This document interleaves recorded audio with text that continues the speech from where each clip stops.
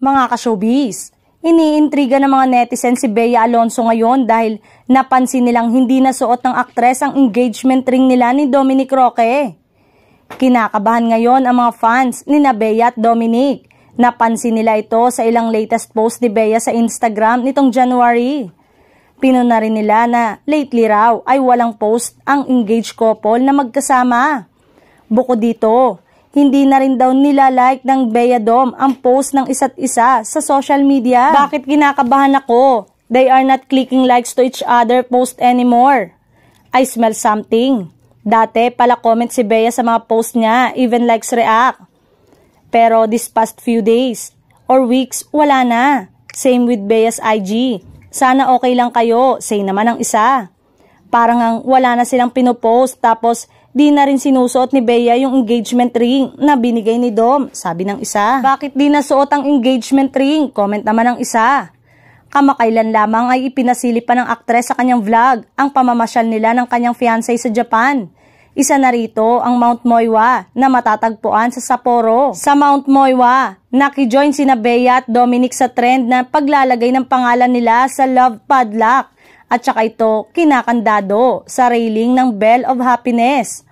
Pinaniniwala ang nakakapagbigay ito ng swerte at long-lasting relationship sa magkasintahan. We just purchased a padlock. Ilagay natin yung names natin and then ilalak natin dito sa Mount Moiwa, wika ng isa. Isa pang netizen ang umagreed at napansin din daw niya na pati si Dom ay solo photos lang din niya ang ipinopost lately. Notice ko din, may recent post si Dominic 3 hours ago pictures niya mag-isa tapos he turned off the comment section.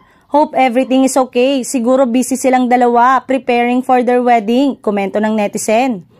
Upon checking, ang last post ni Dom na magkasama sila ni Bea ay 4 weeks ago habang ang actress naman ay 3 weeks ago pa ang huling post niya ng photo nila ng fiancé. Wala rin si Dom sa gender reveal party ni Rambo Nunez at mga Salvador at tanging si Bea lang ang dumalo base sa mga pictures na nakita. Normally, dapat ay magkasama sila sa ganitong mga okasyon. Sa IG ni Dom ay nagre-request sa mga netizen na mag-post naman siya ng pictures nila ni Bea. Post with Bea naman Dom, namimiss ko kayong magkasama, say ng netizen. Sa huling panayam kay Dom, and that was almost 2 weeks ago. Sinabi niyang naiinis sa kanyang minsan si Bea dahil akala raw nito ay hindi siya hands-on sa wedding preps.